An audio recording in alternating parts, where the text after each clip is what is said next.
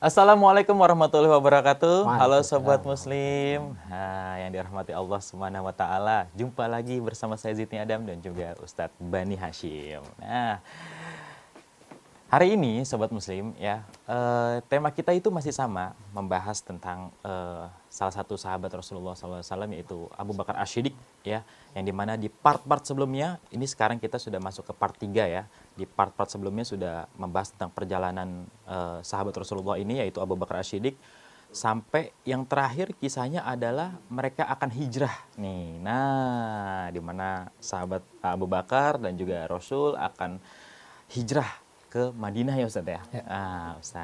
Ustadz, di part sebelumnya kan kemarin sempat kepotong tuh satu ya, Gimana? masalah hijrah tuh. Dari yang rumah Rasulullah nih Sobat Muslimnya sudah dikepung, sampai akhirnya Rasulullah berhasil keluar tanpa dilihat oleh musuh, terus menyamperin ke rumah Abu Bakar nih Ustadz, ngetok pintu nih Ustadz, tek tek tek tek. Nah, itu bagaimana tuh Ustadz lanjutannya Ustadz? Ya. Jadi kita ceritakan Rasulullah SAW ketika itu keluar dari rumah beliau menuju ke rumah Abu Bakar radhiyallahu anhu. Rasul itu bukan sekali dua kali ke rumah Abu Bakar, hampir rutin lah, sering lah ke Abu Bakar. Sebaliknya Abu Bakar sering ke rumah Rasulullah, tapi ada jam-jam waktu-waktu yang biasa, kalau nggak pagi ya sore gitu. Nah ini Rasulullah SAW datang di waktu yang tidak biasa Rasul datang. Maka waktu itu Bunda Aisyah tuh yang buka tuh. Oh, Masya Allah. Aisyah, Iya. lihat Rasul ternyata. Itu sama bapaknya kan, Abu Bakar. Ayah, ini Rasul datang ke rumah gitu. Oh, ada apa nih? Kok Rasul datang di waktu yang tidak seperti biasa? Berarti ada sesuatu yang penting yang mesti Rasul sampaikan. Gitu. Itu waktu itu momennya sudah menikah belum sih Rasulullah dengan Dengan Bunda Aisyah? Iya. Sebagian ulama menyebutkan bahwa Rasulullah SAW menikahi Bunda Aisyah itu di tahun ke-10 Hijriyah. Tahun ke-10 kenabian. Sebelum hijrah. Sebelum Jadi hijrah, kalau iya. tadi kita sampaikan Rasulullah SAW hijrah itu berarti kan udah sekitar tahun 12 atau tahun 13 setelah kenabian. Berarti kalau sekitar 10 berarti sudah nikah tuh. Oh, sudah nikah tuh. Sudah ya? nikah. Tapi masih rumahnya masih. Kita sampaikan tadi. Jadi biasa tradisi masyarakat Arab itu mereka meskipun sudah nikah itu belum tinggal satu atap. Oh, oke. Dan masih malu-malu dong, karena kan belum tinggal satu atap dong. Belum gede ya gitu ya. Iya. Bunda Aisyah ya. Jadi bisa lihat Rasulullah ya gitu. Maka beliau masuk mempersilahkan Rasulullah datang. Nah, Ibu Aisyah nggak ikut duduk nimbrung di situ dari belakang tapi nguping. Oh, gitu. Nah, Ustaz. karena kita sampaikan Ibu Aisyah itu tipikal yang cerdas seperti ayahnya tadi, memiliki tidak sekedar menangkap peristiwa itu dengan apa adanya, tapi berpikir di balik itu. Apa sih sebenarnya? Bagaimana? Nah, itu kecerdasan yang diwariskan oleh ayahnya. Abu Bakar radhiyallahu anhu kepada Ibunda Aisyah. Masya Allah. Nah, jadi sudah kemudian berangkat diceritakan dari rumah Abu Bakar, Rasulullah membawa segala macam keperluan itu sampai akhirnya kemudian menginaplah di Jabal Sur, Bukit Sur. Jabal Tur. Ustaz. Kenapa menginap di Jabal Sur? Kenapa nggak langsung aja? Iya, Ustaz. Karena Abu Jahal itu jadi yang memerintahkan untuk eksekusi dibunuh Nabi Muhammad itu adalah Abu Jahal dengan konco-konconya. Oh. Karena orang-orang ini sudah pada hijrah nih kan, Iya, orang Islam udah pada keluar. Mereka udah feeling juga tuh, jangan-jangan nanti Nabi Muhammad itu akan pergi juga nih. Ya, hijrah karena kan juga. semua orang udah pada hijrah nih, Iya. dan dia nggak ngelarang teman-temannya pada hijrah, berarti dia suatu saat akan hijrah juga. Nah sebelum dia hijrah kita bunuh aja dia. Masya Allah. Idh yamkuru bikal ladzina kafaru liyusbituka aw yaqtuluka aw yukhrijuk wa yamkurun wa yamkurullah wallahu khairul makirin. Dalam surat Al-Anfal ayat 30. Ingatlah ketika orang-orang kafir Quraisy itu mereka membuat makar, rencana jahat untuk menangkap dan memenjarakan Rasul atau membunuh Rasul atau mengusir Rasul. Tapi mereka punya rencana buruk, Allah balas rencana itu. Oh, Nah, tadi lewat rumah Abu Bakar, kata Iya. Abu Bakar, ya Rasul, kita jangan langsung pergi ke Yasrib, ke Mekah, ke Madinah itu. ke Madinah. Kenapa Abu Bakar? Karena Abu Jahal marah dia luar biasa. Tentara atau pasukan yang dia kirim untuk nyergap rumah Rasulullah ternyata nggak berhasil. Laporanlah ke Abu Jahal. Gimana? Selesai. Kabur. Cari sampai dapat. Dicari kemana-mana nggak dapat. Akhirnya bikin semacam pengumuman lah ya sayembara. Siapa yang bisa membawa kepala Muhammad hidup atau mati, hadiahnya 100 ekor unta. Oh, 100 ekor itu berapa kira-kira Mas Adam ya? Kalau dirupiahkan sekarang ya. Iya, iya. Jadi Satu unta itu berapa tuh? satu unta itu yang rata-rata normal itu Iya. itu minimal 50 jutaan. 50 jutaan. 50 Kalau juta. sekarang ya, kalau Ya, zaman sekarang. dulu mungkin Ya mungkin harganya nggak jauh berbeda. nggak jauh berbeda ya. Nggak jauh Ustaz, berbeda ya. Sekitar 50 jutaan. Berarti kalau kali 100 kurang lebih 5 miliar. Iya, Ustaz. Oh, gimana nggak gelap mata orang? 5 miliar. Seharusnya kerunta. Akhirnya semua orang ingin menangkap Nabi Muhammad SAW. Ya Allah. Maka kata Abu Bakar, ya Rasul, kalau kita langsung jalan nih, ini semua orang akan ngejar. Kita ketangkep. Wah, terus Gitu. akhirnya gimana tuh, Ustaz? Maka kata Abu Bakar, kita bermalam, kita menginaplah di Jabal Tur. Di Jabal Tur. Betul. Jabal Tur itu jauh dari perkampungan apa bagaimana? Ya dia nggak terlalu jauh sih sebenarnya dari kota Mekah, tapi di situ tidak ada area pemukiman penduduk. Oh, Nggak sepi ada. ya, kosong ya Sepi kosong. Masih Maka padang naiklah pasir. Rasulullah dan Abu Bakar kemudian bermalam di situ. Nginap di situ. Nah, kita ceritakan bahwa Jabal Sur guanya itu kecil. Dia hanya cukup untuk satu orang sebenarnya. Tapi karena berdua, maka Abu Bakar pastikan itu tempatnya tidak ada yang berbahaya. Ya, karena namanya gua kan, bisa ada ular, bisa ada kalajengking, dipastikan. Nah, kita ceritakan kemarin itu bahwasanya Rasulullah SAW itu kalau tiduran Abu Bakar yang duduk. Sehingga tidur di atas paha Abu Bakar atau begitu sebaliknya. Nah, begitu ya diceritakan di sebagian kitab, begitu Rasul yang tiduran, Abu Bakar yang duduk begini, tiba-tiba ada kalajengking iseng. Ya Allah. Kalajengking kalau iseng bagaimana tuh Mas Adam? Nyolek-nyolek kali Ustaz. Disengat. Disengat. Dicapit gitu. Capit Ustaz, ya? gitu. Pernah nggak Mas Adam ke Oh, sana? jangan sampai Ustaz. Jangan ya. Sakit itu, sakit. Saya waktu kecil pernah itu. Waktu main-main itu kecapit. Dia ada racunnya itu. Iya, dari buntutnya itu kan Ustaz. Maksudnya itu. Udah sakit ada racunnya lagi. Luar biasa itu. Itu bisa bikin apa? Demam atau bagaimana? Bisa demam. Kalau anak kecil ya nangis lah, gitu. Jerit lah, itu sakit luar biasa. Itu Abu Bakar itu tahan. Dia nggak bergerak sedikit pun. Tapi karena sakit akhirnya sampai nggak berasa dia tahan begini, keluar air mata. Ya Allah. Jatuh mengenai pipi Rasulullah SAW. Enggak, si Abu Bakar tapi udah tahu ada kalajengking mau Ada nyerang dia nih, jengking. Ustaz. Nggak tahu kan, tahu-tahu kan tatok aja begitu. Oh, itu tangannya tuh, kakinya Kaki. atau apa? Kakinya. Kakinya itu, kakinya begini. Tapi ada Rasulullah lagi Ada tidur. Rasul, kalau bergerak sakit begini kan keganggu di Rasulullah. Ya Allah. Jadi beliau diam, tahan, sampai akhirnya jatuh air mata netes ke pipi Rasulullah. Rasul kaget, ya Allah, Abu Bakar, Mabika, kenapa kau menangis? Kata Abu Bakar, saya nggak nangis ya Rasul. Terus kenapa ini ada air mata jatuh ke pipi saya? Iya. Itu ada kalajengking iseng di bawah gitu. Oh, ya Allah. Kenapa nggak kau bangun, bergerak, kau bunuh saja itu? Ya Rasul, kalau aku bergerak, aku takut mengganggu tidurmu. Masya Ya Allah. Allah, So sweetnya tuh ya. Tapi sebelum itu, Mas Adam, Iya, Ustaz. jadi tadi nih naik Mm-mm. ke Jabal Sur itu, naik ke gua itu. Nah ini para pemuda yang 8 atau 12 orang itu, mereka semua ngejar tuh. Dari rumah Rasul begitu nggak ada, mereka lari langsung. Ini pasti ke rumah Abu Bakar nih. Wah, Gitu. udah Karena tahu. sahabat saya kan udah pada hijrah nih Iya. kan. Pasti ke rumah Abu Bakar nih. Dikejar rumah Abu Bakar. Dicari rumah Abu Bakar, ternyata keluarganya ada, Abu Bakarnya nggak ada. Tanya, kemana Abu Bakar dan Muhammad itu? Kata mereka, kami nggak tahu. Padahal kan tahu, tapi kan nggak tahu ya, mau gimana lagi. Iya.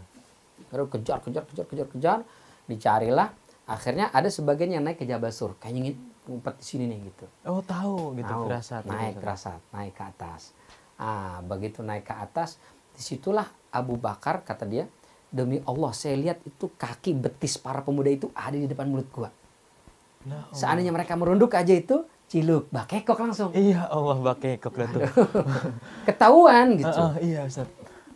Tapi kenapa mereka nggak merunduk dan lihat? Nah, itu Allah jelaskan dalam surat At-Taubah ayat 40. Illa tansuruhu faqad nasarullah. Kalau kalian nggak mau nolong Nabi Muhammad, Allah yang bakal tolong. Id akhrajahu alladzina kafaru tsaniyasnain idhuma fil ghar. Ketika orang kafir menyebabkan dua sahabat ini terpaksa harus keluar meninggalkan kampung halamannya, lalu mereka bersembunyi dalam gua. Ya, lalu yang satunya ketakutan, maka qala li sahibihi la tahzan innallaha ma'ana. Nah, Abu Bakar ketakutan, Abu Bakar tuh. Iya, takut ketahuan ya, Ustaz. Takut ketahuan. Kenapa takut Abu Bakar? Kenapa, Itu Ustaz? menarik tuh. Jadi sebenarnya Abu Bakar itu takut ketahuan bukan atas dirinya, tapi atas Nabi Muhammad. Oh. Karena kan yang ngejar ini 8 sampai 12 orang. Iya, banyak dengan banget. senjata lengkap. Nah, Abu Bakar takut ngelawan mereka nggak sanggup, Abu Bakar meninggal, lalu akhirnya Rasul pun dibunuh. Di situ dia akan merasa bersalah sekali, gitu. Oh, ya Allah. Jadi kalau dia meninggal dibunuh sih nggak ada masalah. Iya, Tapi iya. jangan sampai Rasul kena apa-apa nih. Masya Allah. Masya Allah, saking cintanya sama Saking Rasul ya. cintanya tuh luar biasa. Itu yang membuat Abu Bakar takut di situ. Masya Allah, Ustadz. Nanti kita terusin lagi, Ustadz. Sobat Muslim, jangan kemana-mana, ceritanya makin seru lagi. Tetap di Share It ya. Masya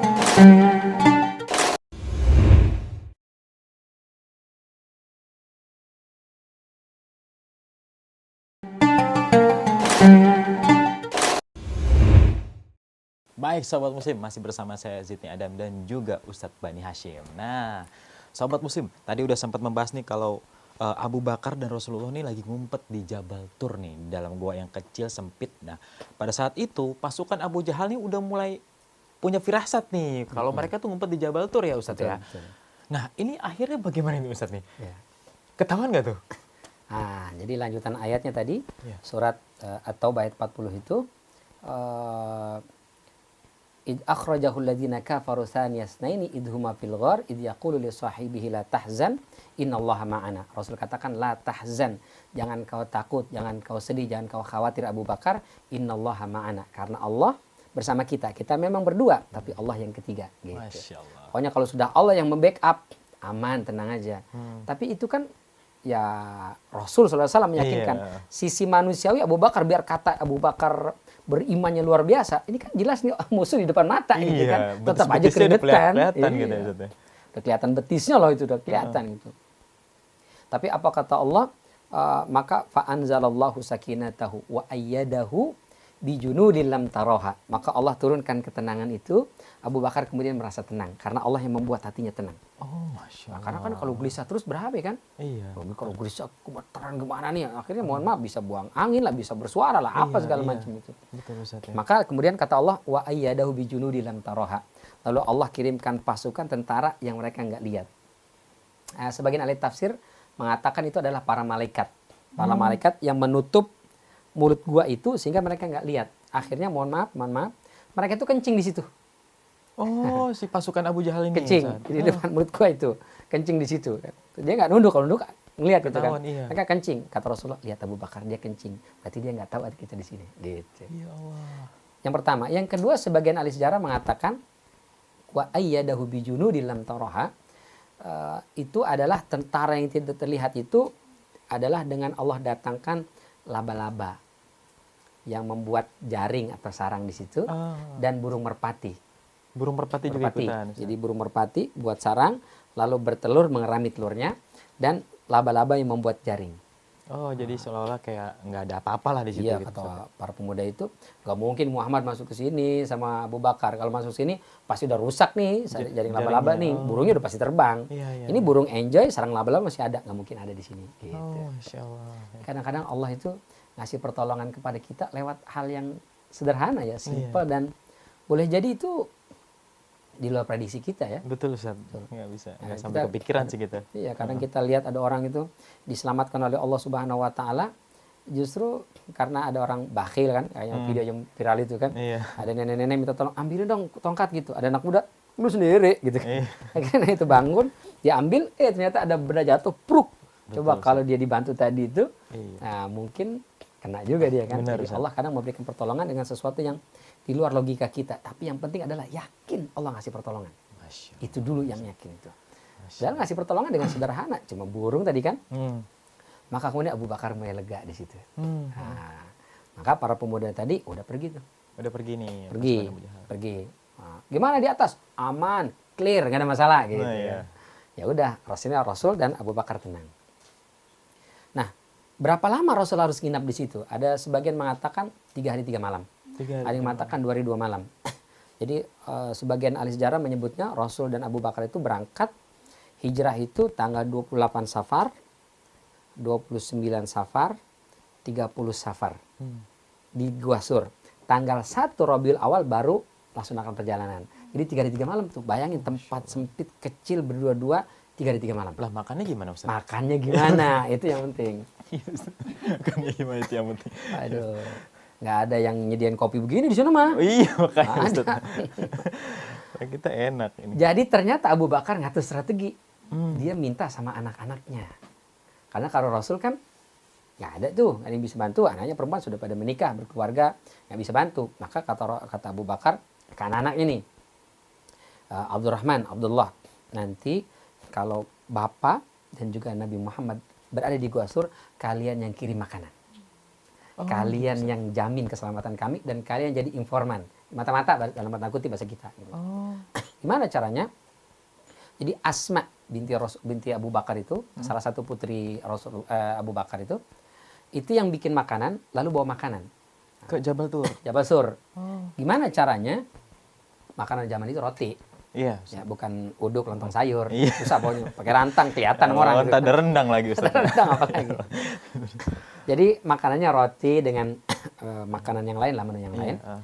Itu dibungkus. Di mana bungkusnya? Jadi beliau itu punya ikat pinggang itu, Iya. selendang, dirobek belah dua. Yang satu buat ikat pinggangnya, yang satu buat bungkus makanannya itu. Oh, gitu. Setelah itu diikat di pinggangnya. Kan kalau perempuan Arab itu kan pakai kayak jubah gede gitu kan? Iya, betul. Nah, Ustaz. jadi makanan itu bukan ditenteng dibawa begini. Oh. Karena kalau gitu ketahuan, mau kemana tuh Asma? Ah, ini pasti mau ngasih bapaknya tuh gitu. Oh, Maka iya. diikat di pinggang sini, tertutup oleh jubahnya itu. Jadi jalan beliau, jalan nggak ketahuan. Oh. Diberikanlah makanan itu. Nah, bekas tapak kaki jejaknya ini diperintahkanlah Abdullah atau Abdurrahman, salah satu dari anak laki-lakinya Abu Bakar itu menggembala kambing di situ. Kambing. Oh, biar nggak ketahuan Nggak jejak ketahuan. kakinya nih, Jadi Ustaz, ngikut nih. yang rombongan pada gembala. Jadi orang-orang Arab itu mereka kalau punya kambing bukan 1-2 biji, Mas. Banyak gitu. Ustaz. 400, 500. Ya Allah, itu gitu. gimana giringnya Ustaz? Iya. Unta juga 100. Banyak mereka itu. Akhirnya gini. Nah, jadi menghapus jejak tuh. Nah, gembala. Nanti kalau udah sore, penggembala-penggembala yang pada pulang, mereka itu jalan belakangan, habis itu melipir naik ke Jabal Sur itu. Oh. Jadi udah sore kan, dulu nggak ada lampu kan, gelap. Iya. Jadi sambil di luar itu cerita, Pak, ini orang masih rame membicarakan kalian berdua, mereka masih semangat mencari kemana-mana. Jadi jangan keluar dulu, diam aja dulu di sini. Itu baru 1 hari kali ya di Baru 1 hari. di Jabal Tur Begitu. ya. 1 hari. Oke, bagaimana kondisi keadaan luar? Diceritakan dari situ. Oh, berarti belum bisa keluar kita hari ini. Gitu. Besok juga begitu seterusnya. Jadi informasi itu didapat sehingga Rasul dan Abu Bakar kan di gua tuh Iya. kan nggak tahu kondisi di luar, masya Allah. Nah, yang ngasih tahu itu informasinya adalah dari anaknya Abu Bakar. Lihat peran hijrah itu Abu Bakar dan keluarganya luar biasa itu. Oh iya, semua anak-anaknya Abu Bakar ikut. Keluarganya berperan ya, ikut, berarti. hartanya semua habis. Abu Bakarnya ikut, anak-anaknya dilibatkan. Bukan cuma hari itu doang, sampai 3 hari selanjutnya. Makanannya diberikan, informasinya disampaikan. Padahal kan risikonya nyawa itu. Iya betul Ustaz. Nyawa tuh, luar biasa tuh. Jadi selama 3 hari tuh asupan makan tuh dari anaknya Abu Bakar Dari itu, anak Abu dari Bakar Asma. itu. Asma itu bawa makanan terus. Maka itu Asma disebut dengan perempuan zatun nitaqain. Wanita pemilik 2 selendang. Padahal anak orang kaya tuh. Iya. Nah, orang kaya selendang masa cuma 1? Iya. Banyak sebenarnya. Iya. Tapi enggak, beliau cuma 1 itu. Berarti Abu Bakar mendidik anak-anaknya kesederhanaan. Masya Allah. Luar biasa. Ustaz. Terus Ustaz tadi yang pas abis Abu Bakar digigit sama kalajengking nih Ustaz nih. Gitu tuh. Kan nangis tuh. Air matanya membasahi pipi Rasulullah sampai Rasulullah bangun. Kenapa nggak kau bunuh gitu? Nah akhirnya gimana tuh Ustaz tuh? Maksudnya akhirnya bangun-bangun juga Rasulullah kan gitu. Ustaz. Betul. Jadi itu kisah digigitnya kalajengking setelah tadi ya pasukan udah pada pergi semua, terus mereka aman, lalu asupan makanan diberikan terus oleh Asma, terus informasi disampaikan terus oleh Abdullah dan Abdurrahman. Maka terjadilah itu tadi, karena nginap di situ akhirnya terjadilah disengat kalajengking. Lalu kemudian Rasul akhirnya kebangun-bangun juga gitu. Kenapa nggak dibunuh aja sekalian? Nah itulah kisah ini menggambarkan kepada kita betapa sayangnya Abu Bakar kepada Rasul Sallallahu Alaihi Wasallam. Masya Allah. Gitu. Dan akhirnya Abu Bakar sakit atau enggak Ustaz? Sakitan. Sakitan ya? Sakitan. Nah, namanya kalajengking sengat itu. Tapi Rasul Sallallahu Alaihi Wasallam kemudian minta, mana Abu Bakar, lihat kalajengking kakimu yang disengat itu, kalajengking sudah hilang dia. Nggak tahu pergi kemana. Sebagian riwayat ada mengatakan ular. Oh, Ular gitu, berbisa. Ustaz. Cuman riwayatnya lebih kuat itu mengatakan kalajengking. Ya, sebagian mengatakan ular berbisa pergi. Ada sebagian riwayat tapi ini sangat lemah ya, sangat naif ya. Cuma hanya sebagai cerita saja. Begitu ditanya, kenapa ular kau gigit kaki Abu Bakar?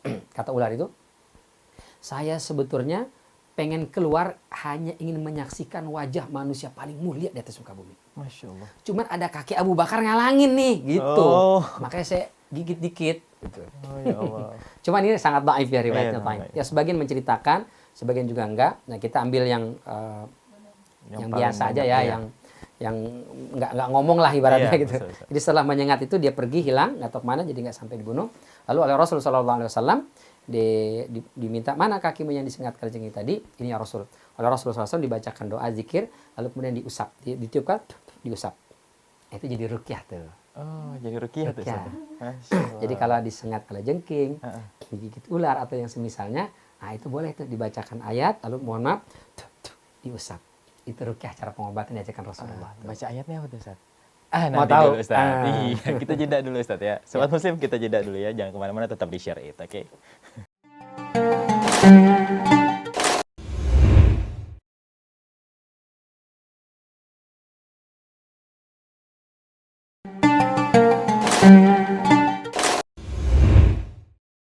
Baik Sobat Muslim, masih bersama saya Zidni Adam dan juga Ustadz Bani Hashim. Nah, tadi Ustadz sudah sempat membahas nih masalah Abu Bakar dan Rasulullah ini ada di Gua Tur ya.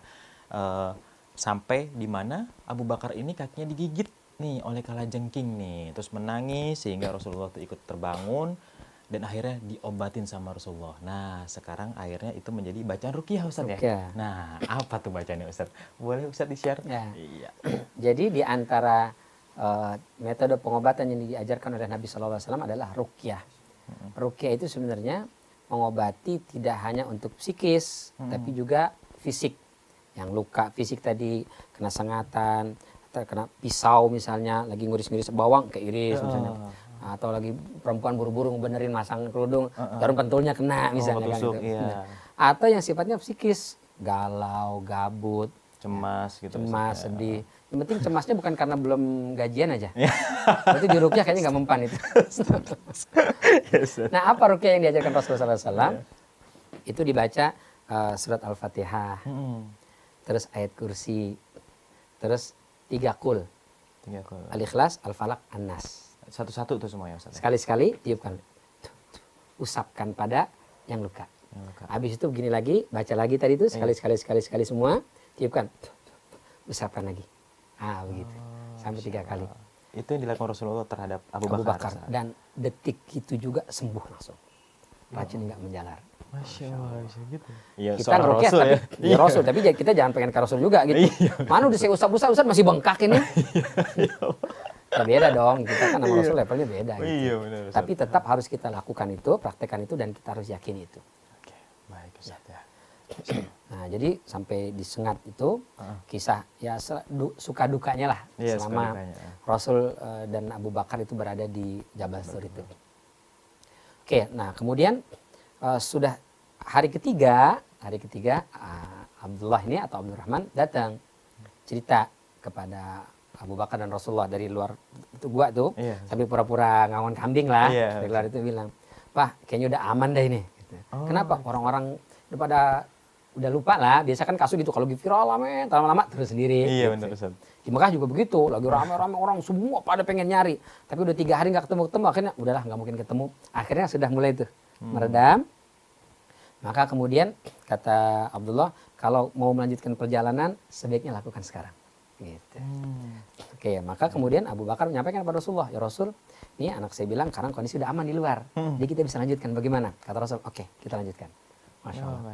Jadi kalau kita lihat dari sini ya, betul, Ustaz. Proses hijrah ini peran Abu Bakar dan keluarganya begitu besar tuh. Iya Ustaz ya. Ya. Masya Allah. Apa yang bisa kita ambil Ustaz dari sifat Abu Bakar ini? Ya. Keluarganya ini Ustaz. Jadi pertama sebenarnya Rasulullah itu secara fisik itu lebih kuat dari Umar.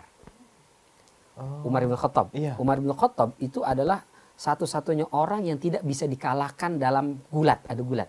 Jadi olahraga orang Arab dulu itu gulat. Gulat ya, kayak Gulat. boxing sekarang gitu. Kayak ya, boxing Ustaz ya? sekarang. Itu nggak ada yang bisa ngalahin Umar itu. Masya Allah. Satu-satu yang bisa ngalahin Umar Rasulullah. Rasul Shallallahu Alaihi Wasallam. Jadi Rasul lebih kuat daripada Umar. Umar tahu nggak gimana cara hijrahnya dia? Dia nggak ngumpet-ngumpet, dia umumkan di siang hari. Orang-orang kafir Quraisy, siapa di antara kalian yang pengen anak-anaknya jadi yatim, istrinya jadi janda? Nih Umar mau hijrah. Ayo saya tungguin di balik bukit. Silakan kalau yang berani. Nggak ada satu pun yang berani. Ya Allah. Mestinya Rasul begitu tuh hijrahnya. Karena kan Rasul lebih kuat dari Umar. Iya. Gitu. Harusnya. Tapi kenapa itu tidak dilakukan? Kenapa Ustaz? Kata para ulama hikmahnya supaya ada keterlibatan Abu Bakar dan keluarganya di situ. Masya Allah. Karena kan tadi Abu Bakar sudah berharap kan berdoa terus. Iya. Ya Allah saya pengen nemenin Rasulullah. Saya pengen. Seandainya misalnya Rasul ternyata pergi, Abu Bakar kamu sama yang lain aja dah, saya sendirian. Coba lihat, sakit gak? Sedih gak tuh? Iya benar. Sedih dong. Iya. Ya, itu satu. Ya. Yang kedua, supaya kalau ada sahabat lain yang hijrah, yang mereka nggak seperti Umar, mereka ngumpet-ngumpet, nggak berkecil hati. Karena Rasul juga sama loh kayak kita. Gitu. Coba kalau Rasul hijrahnya terang-terangan, akhirnya yang lain, ya kayaknya kita nggak diterima deh hijrah kita. Kenapa? Kita mau ngumpet-ngumpet. Mestinya kayak Rasul dong terang-terangan gitu. Iya. Tapi hikmah yang pertama ini yang penting kita ambil. Di situ Allah membiarkan keluarga Abu Bakar terlibat dalam peristiwa yang begitu besar ini. Dan Abu Bakar tidak sendirian, dia melibatkan anak-anaknya, hartanya. Dan itu Masya Allah luar biasa ya, merupakan didikan yang begitu sempurna bagaimana sebuah keluarga itu kompak mendukung dakwah. Masya Itu kalau Allah, bapaknya nggak benar didik anak istri, wah berat itu. Berat, Ustaz, Berat. benar. Kadang kita udah kuat, belum tentu pasangan kita, belum tentu anak-anak kita. Betul, Gitu. Ustaz. Nah itu yang dilakukan oleh Abu Bakar radhiyallahu anhu warḍah. Beliau cinta kepada Rasulullah, tapi nggak lupa beliau tanamkan ke anak-anaknya kecintaan kepada Rasulullah sallallahu alaihi wasallam. Masya Allah. Oke, keluar Iya. setelah 3 hari 3 malam itu, Iya, Ustaz. keluar mau melanjutkan perjalanan menuju Yastrib. Nggak berhenti di situ. Abu Bakar kemudian sampaikan, ya Rasul, kita ini kalau lewat jalur biasa bisa ketangkep. Jadi kan orang biasa tuh kalau mobile Mekah Madinah kan biasa dulu tuh kan. Ada jalur yang biasa dilewatin. Oh, iya. Kalau kita lewat situ juga kita akan ketemu dengan orang-orang. Orang pasti lewat situ. Betul. Gimana dong Abu Bakar? Kita muter. Selatan dulu, muter dulu, jauh ya. ke pinggir ke sana, bukan jalur yang biasa dilalui oleh orang. Oh. Nanti kalau nyasar bagaimana Abu Bakar? Kira-kira gitu ya. Iya, Ustaz. Kata Abu Bakar, tenang ya Rasul, aku sudah sewa seorang tour guide. Oh, ada dulu. Dulu zaman itu banyak tuh profesinya ngasih tunjuk jalan. Gitu. Oh. Dicarilah namanya Ibnu Urayqit namanya. Ibnu Ibnu Urayqit. Khuraikid. Namanya ribet ya. Khuraikid ya. Masya Allah. Jadilah penunjuk jalan. Abu Bakar yang bayar tuh. Dia non Muslim. Oh gitu. Cuman Ustaz. mereka profesional. Oh iya. Wah, iya, saya iya. ini dibayar untuk nunjukin jalan. Tapi Jadi dia tahu tentang Rasulullah. tahu tentang Rasul Abu Bakar. Hadiahnya 100 ekor unta, 500 miliar. 5 miliar kan, iya, 5 miliar harganya. Tapi dia profesional karena saya dibayar untuk tunjuk jalan, oke. Saya profesi saya itu. Oh, Jadi dia tunjukin jalan itu. Oh, Nah, jadi bawa ke sini. Dia orang gurun. Emang orang situ Orang gitu. gurun ya, dia biasa ya berpetualang di daerah gurun itu. Oh. Dan Abu Bakar coba lihat, pinter nggak? Cerdik beliau nyari orang gurun. Iya, benar. Ya, kalau nyari orang Mekah, kacau. Aja ya. Dipotong langsung. Kata dia, ente berani bayar saya berapa Abu Bakar? Ya, saya bayar 50 juta, 5 miliar loh ini tawarannya. Iya, gitu. bener. Kepala ente saya bawa dapat 5 miliar. Iya, benar. Nah, ini nunjukin ente cuma dapat 5 juta, 5 misalnya atau juta, 50 iya, juta. Pasti dia akan milih itu. Betul, Maka Abu Bakar dia tahu, dia nggak mau ngambil tour guide itu penunjuk jalan dari orang Mekah, tapi diambil dari orang gurun. Orang Arab itu, apalagi yang dari gurun itu, mereka itu ini apa namanya, menjaga betul kepercayaan orang. Oh, gitu. Nah, mereka orang Arab itu terkenal dulu ya. Pokoknya kalau sudah dikasih amanah, dijaga sampai mati. Oh. Makanya orang Arab itu nggak ada munafik, Mas. Iya ya, amanah orangnya. Munafik itu nggak ada. Munafik itu adanya di Madinah.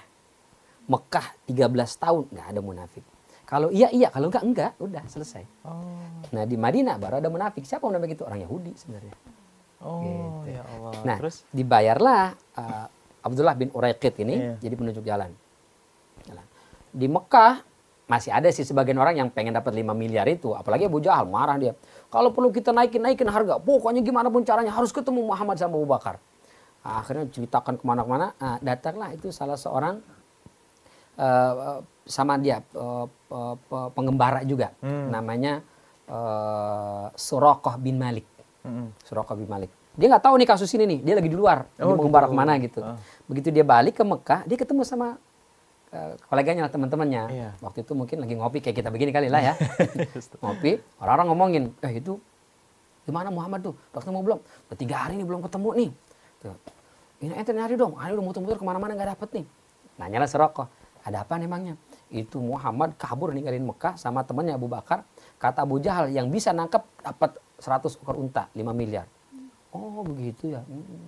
Nah dia kemarin itu dia lagi jalan, dia ngelihat ada 3 orang berjalan gitu. Dia pikir mungkin itu papasan. Muhammad Iya, tuh. iya. Dia kepapasan. Tapi dia nggak cerita sama teman-temannya yang ada di situ, di warung kopi itu, Iya, tanda kutip ya. Dia bilang, oke bro, Ani pulang dulu ya gitu. Hmm. Dia bilang pulang, padahal dia nggak pulang, dia kejar itu. Ya Allah. Dia kejar, wah, kuda dikejar. Begitu mendekat, tiba-tiba kudanya itu masuk gigi apa bagaimana kita nggak tahu itu ya. Langsung berhenti mendadak, terpelanting, terlempar lah itu. Suraqah bin Naufal. Oh, jatuh. Jatuh. dia Tiba-tiba terlempar. aja gitu. Tiba-tiba aja. Tiba-tiba ngerem kuda itu berhenti, terlempar jatuh dia. Ya Allah. Kata Abu Bakar, ya Rasul, kita ada yang ngejar ini ya Rasul. Padahal saya sudah bilang sama Urayqit ini, Ibnu Urayqit, pokoknya jangan sampai lewat jalan yang diketahui oleh orang. Ya Tapi ini ketahuan ya Rasul, gimana nih ya Rasul? Nah, itu dia Ustadz. Kita jeda dulu Ustadz ya. Sobat Muslim masih penasaran kan? Nah, ketangkep gak nih kira-kira Rasulullah nih? Ya Allah, jangan sampai ya Allah. Jangan kemana-mana, tetap di Share It.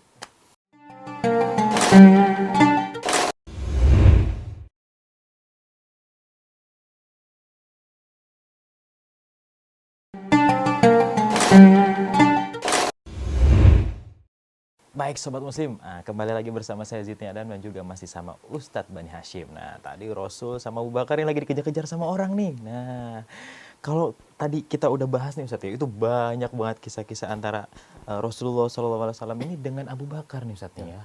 Kenapa bisa begitu Ustadz? Apa memang dia sepantaran atau bagaimana sih Ustadz? Iya, jadi memang secara usia terpaut hanya 2 tahun. Oh, 2 tahun. 2 tahun Dan itu tuan itu siapa, lebih tua Rasulullah dibanding Abu Bakar. Oh, lebih tua Rasul. Biasanya kan kesan kita kan Abu Bakar itu sosok laki-laki tua, apalagi mertuanya Rasul kan. Iya, betul. Ya, aki-aki begitu.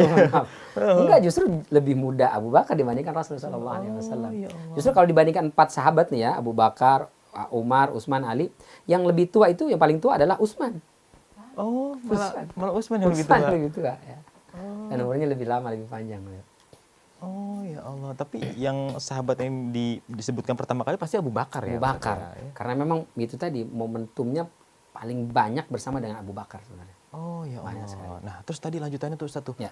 Udah dikejar orang nih, Abu Bakar udah tahu nih gitu Ustaz. Akhirnya gimana tuh Ustaz? Abu Bakar tahu, takut lagi kan Abu Bakar kan? Iya. Karena takut tadi itu, bukan takut atas dirinya, tapi takut Rasul akhirnya ketangkap, sia-sia dong usaha dia kan. Iya. Dia sudah keluarkan harta segala macam, anak-anaknya di segala macam, berbagai macam cara strategi diatur, ternyata ujung-ujungnya Rasul ketangkap kan kayaknya menyesal lah gitu. Sedih lah Abu Bakar itu. Maka ya Rasul gimana nih? Kata Rasulullah, tenang. Allah yang akan melindungi dan menjaga kita. Rasul nggak noleh ke belakang. Abu Bakar dikit-dikit, gimana ya tadi ya? Kok nggak ada yang ngejar tadi? Terpelanting jatuh kan? Iya Ustaz. Tenanglah Abu Bakar. Lama-lama Suraqah ini bangun lagi dia. Diambil kudanya, dikejar lagi. Abu Bakar noleh. Kok masih ada nih? Ya Rasul, ngejar lagi orangnya tadi. Tenang, Allah bersama kita. Nggak taunya kuda itu ngerem lagi tadi, jatuh terpelanting lagi. Pas dilihat, oh iya jatuh nih. Kata Abu Bakar, aman. Tenang lagi. Sampai 3 kali. Sampai 3 kali jatuh itu? Sampai 3 kali jatuh dan 3 kali bangun. Akhirnya yang keempat kali itu dia datang, Muhammad, teriak dari jauh. Suraqah itu, Muhammad, tunggu. Terus berhentilah Rasul dengan sama. Aku tidak akan menyakiti kalian. Karena aku tahu kalian tidak bisa disakiti dan tidak bisa ditangkap.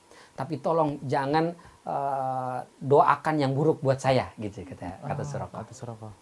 Ini namanya Suraqah bin Malik.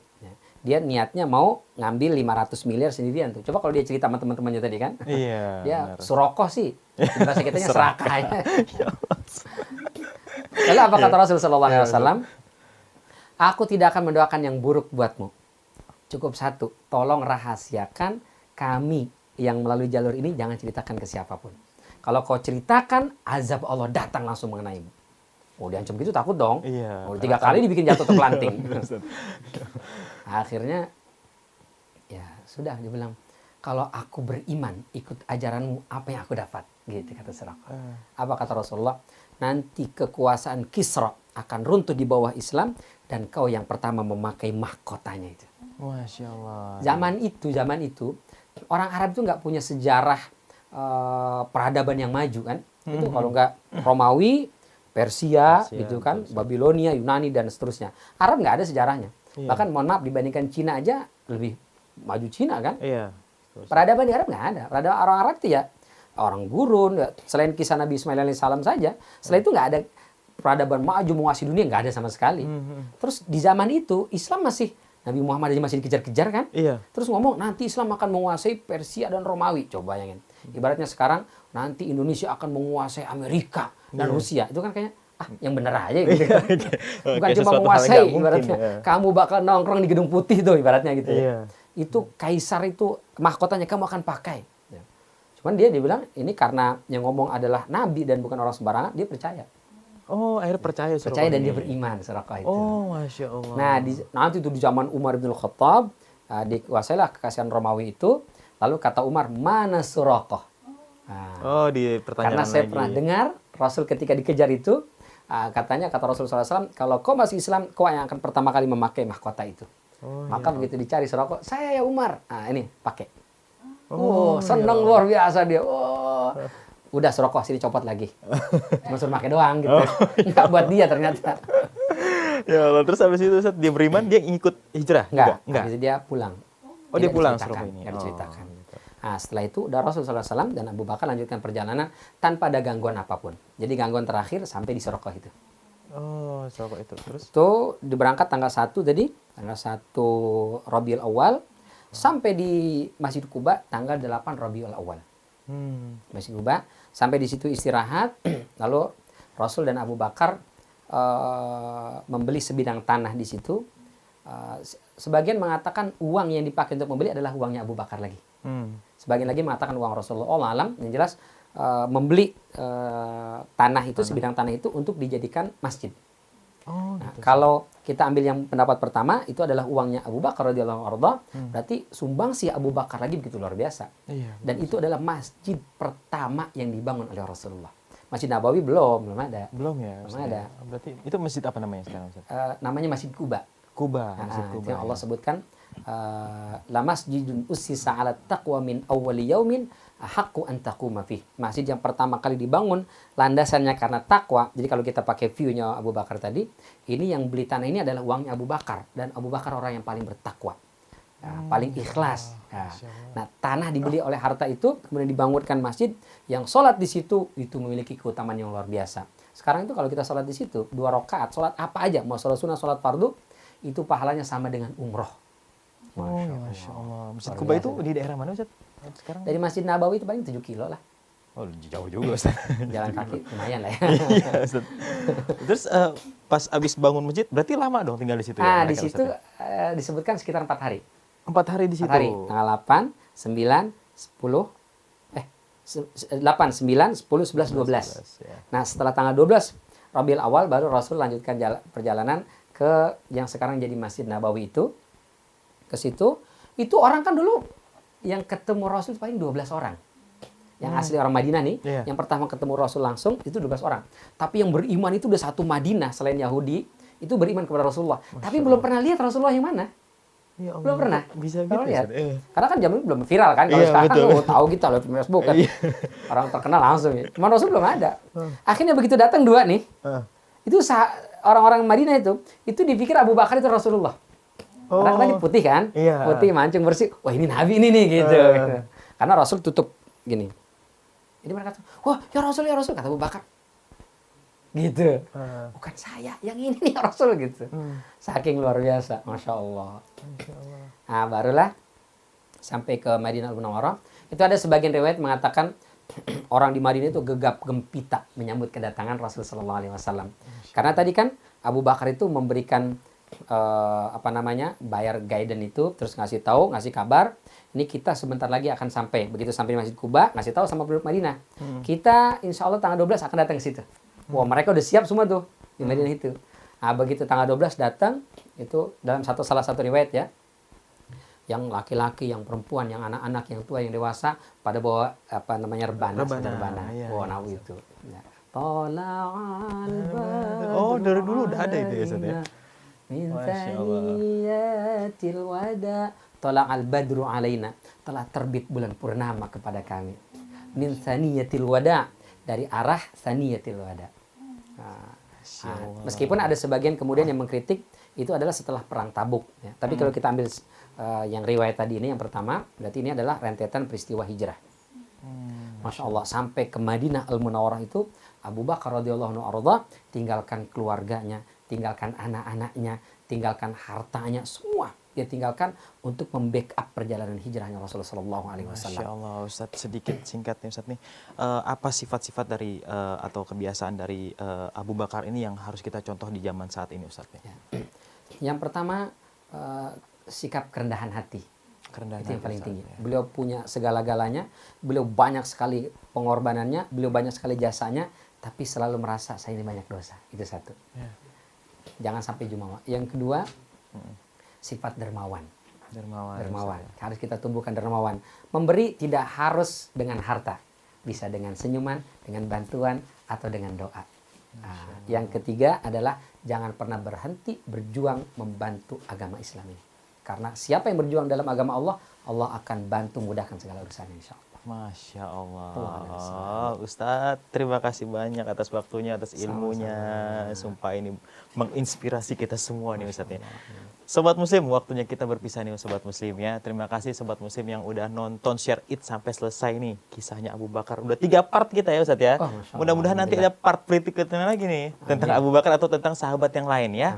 Jadi saksikan terus Share It ya Sobat Muslim ya. Saya Zidni Adam, saya mohon maaf. Wabillahi taufiq wal hidayah. Wassalamualaikum warahmatullahi wabarakatuh. Waalaikumsalam warahmatullahi wabarakatuh.